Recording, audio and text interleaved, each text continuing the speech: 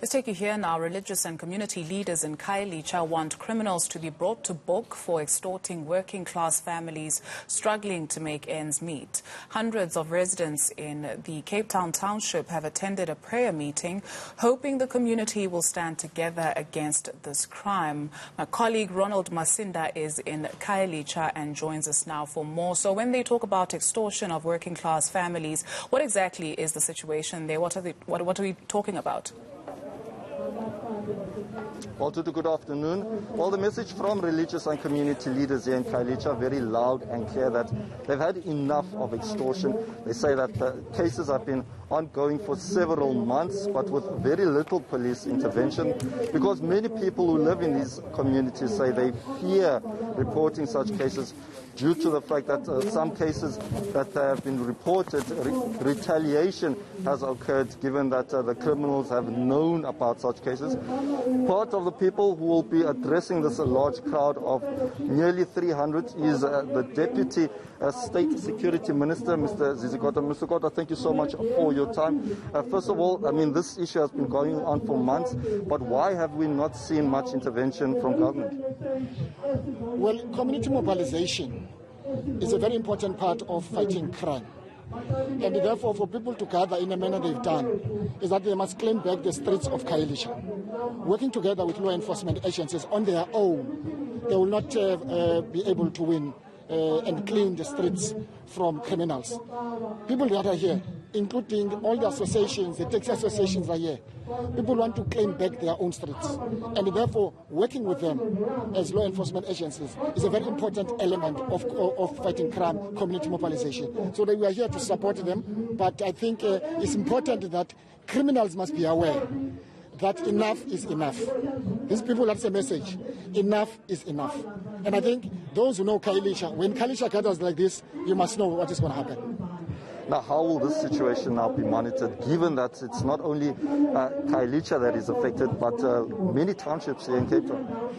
It is unacceptable that the crime levels in a number of areas are very high. I think we must strengthen our community policing forums, the street committees and so on, and that is a call here, that we must go back to our street committees and strengthen so that, because these are people that we know. These are young kids that are born, that are known, and therefore it's the communities themselves that are now rising up against crime. Mr. Kota, what reassurance will government give people? Because as I mentioned earlier to my colleague Tutu, is that many people actually fear going to police stations, given that a lot of the criminals are given information by police. We've also been told that some criminals, or reports rather, that some criminals are working cahoots with police. Is this conversations that will also be had with the Minister of Police himself regarding this issue?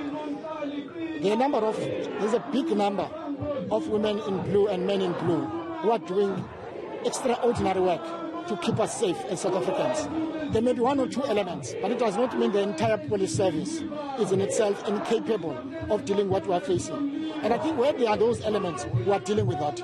That's why, among others, we'll continue. Communities must work with police, because it's communities that will identify such rotten apples in the police service.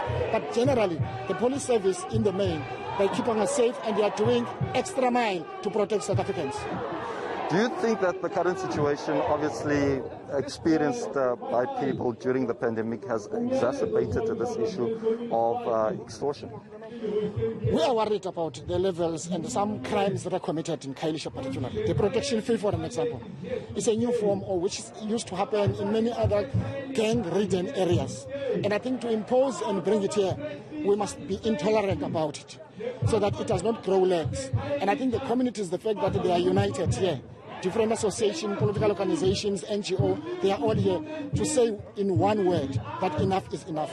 So whatever crime that is being committed here, and I think after today, criminals must be aware that people of Khayelitsha are now united, they are hurtful. So we'll have to leave it there. Thank you very much indeed for your time.